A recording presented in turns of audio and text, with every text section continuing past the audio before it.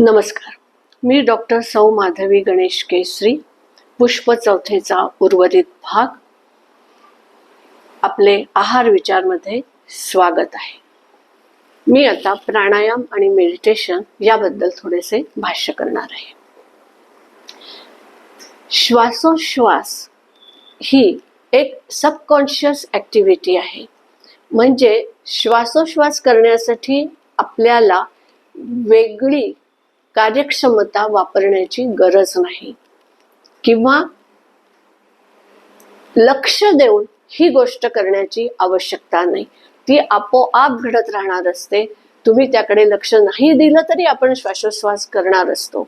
त्यामुळे याला इनव्हॉलंटरी ऍक्टिव्हिटी असं म्हणतात. म्हणजे सबकॉन्शियस लेवलला हे काम होत असतं, कॉन्शियस लेवलला हे होत नाही. पण आपण जेव्हा प्राणायाम करणार आहोत त्यावेळेला आपण कॉन्शियसली म्हणजेच स्वतःच्या शुद्धीवर राहून म्हणजे व्हॉलंटरी ऍक्टिव्हिटी करून इनव्हॉलंटरी ऍक्टिव्हिटीला नियंत्रित करणार आहोत. आपला प्राण म्हणजे आपली चेतना आहे. तर प्राण हा चेतनेचा अंतर्गत स्रोत समजला जातो आणि वायू म्हणजे ऑक्सिजन हा बहिर्गत स्रोत समजला जातो. तर प्राणायाम करून प्राणवायू विशिष्ट पद्धतीने शरीरात घेणे आणि कार्बन डायऑक्साईड शरीराबाहेर सोडणे ही प्रक्रिया आपण करत असतो. आपण जेव्हा प्राणायाम करतो तेव्हा त्याच्या 3 स्टेप्स किंवा स्टेजेस असतात, 3 पायऱ्या असतात. त्यांना पूरक, कुंभक आणि रेचक असं म्हणतात. पूरक म्हणजे आपण श्वास आत घेतो म्हणजे हवा आत घेतो, त्याच्यावर नियंत्रण ठेवतो म्हणजे नियंत्रित श्वास घेणे. कुंभक म्हणजे श्वास रोखून धरणे, होल्ड द ब्रीथ. आणि रेचक म्हणजे उच्छ्वास नियंत्रित करणे म्हणजे एक्सपिरेशन कंट्रोल करणे. पूरक, कुंभक आणि रेचक यांचं एक गुणोत्तर असतं. ते गुणोत्तर 1:4, 4:2 असं असतं. आणि ज्या वेळेला तुम्ही तज्ञ मार्गदर्शकाकडून मार्गदर्शन घेता त्यावेळेला ती व्यक्ती हे कसं करायचं, प्राणायाम कसा करायचा, ह्या 3 स्टेजेसचं गुणोत्तर कसं राखायचं ह्याबद्दल तुम्हाला मार्गदर्शन करत असते. तेव्हा ते मार्गदर्शन घेऊनच तुम्ही प्राणायाम करावा अशी अपेक्षा असते. हा प्राणायाम केल्यामुळे आपल्या फुफ्फुसांची क्षमता वाढते आणि फुफ्फुस जास्त काळ जास्त कार्यक्षमतेने कार्य करू शकतात. सर्वसामान्य माणसाला ह्या कार्यक्षमतेची अत्यंत गरज असते. विशेषतः जेव्हा जिथं हवा प्रदूषित झालेली आहे अशा ठिकाणी ज्यांना खूप वेळ काम करावं लागतं त्यांना तर प्राणायामाची अत्यंत गरज आहे. त्यामुळे सर्व व्यक्तींनी प्राणायाम शिकावा असं अभिप्रेत आहे. ज्या वेळेला आपण प्राणायाम करतो त्यावेळेला आपण हे लक्षात ठेवलं पाहिजे की आपण व्यवस्थित वायुविजन असलेल्या खोलीमध्ये बसून हे करत आहोत आणि तज्ञांनी सांगितल्याप्रमाणे करत आहोत. फुफ्फुसांची कार्यक्षमता वाढल्यामुळे अनेक जणांना याचा फायदा होतो. सर्वसामान्य माणसांना तर होतोच होतो, पण ज्यांना गायक म्हणून प्रावीण्य मिळवायचं आहे, ज्यांना अभिनेता किंवा अभिनेत्री म्हणून प्रावीण्य मिळवायचं आहे, ज्यांना वेगवेगळ्या खेळांमध्ये प्रावीण्य मिळवायचं आहे, त्या सर्वांना हा प्राणायाम अतिशय उपयुक्त आहे. त्यांनी आपापल्या व्यवसायातलं ट्रेनिंग घेताना प्राणायामाचं ट्रेनिंग निश्चितपणे घ्यावं. ज्या वेळेला फुफ्फुसांचा विकार होऊन रुग्ण ऍडमिट होतात त्यावेळेला त्यांना आधी ट्रीट केलं जातं आणि त्यांना जेव्हा डिस्चार्ज दिला जातो त्यावेळेला त्यांना या प्राणायामाबद्दल सांगितलं जातं. सर्व सरकारी व प्रायव्हेट हॉस्पिटल्समध्ये पल्मनॉलॉजिस्ट नावाचं एक डॉक्टरांचा गट असतो.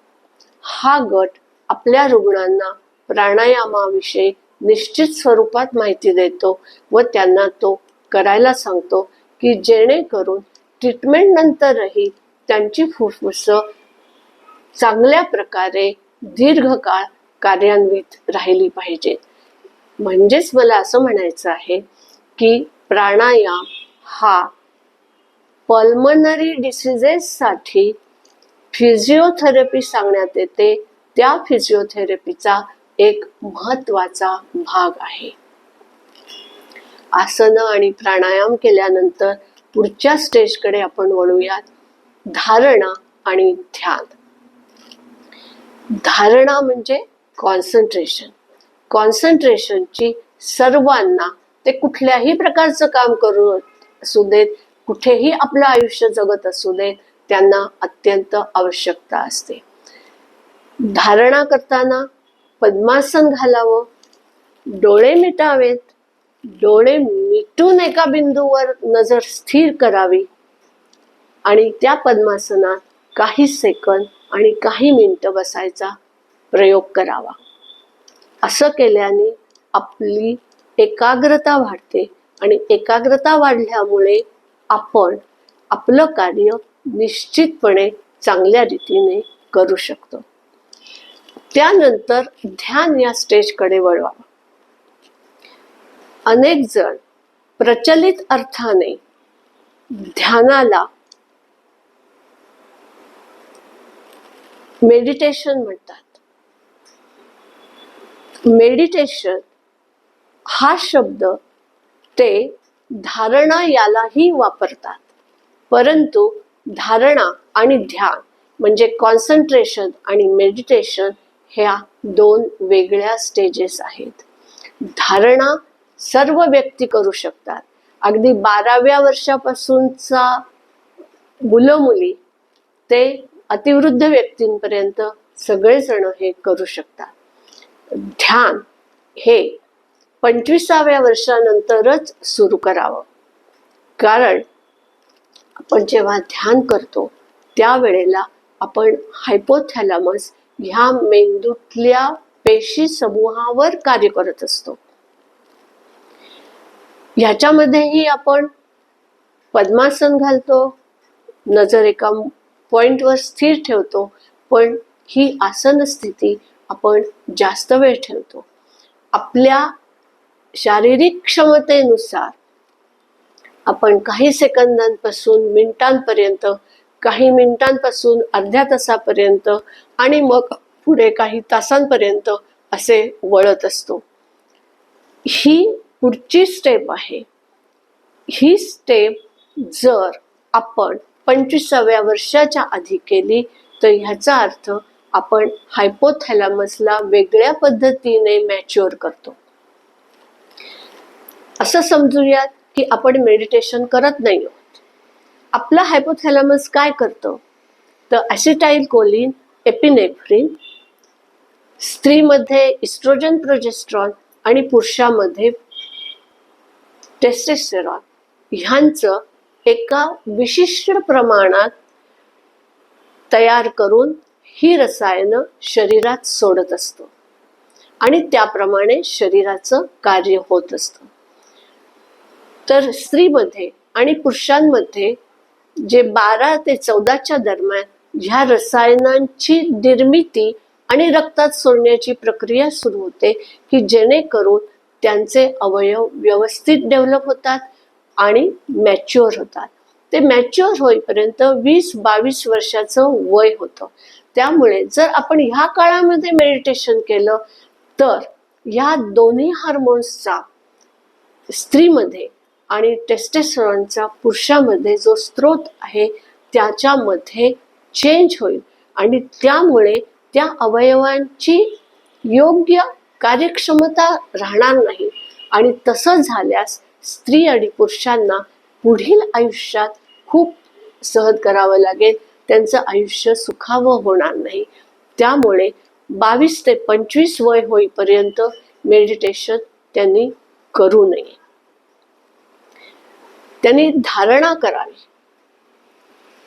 ध्यान करू नये, असं मी सांगू इच्छिते.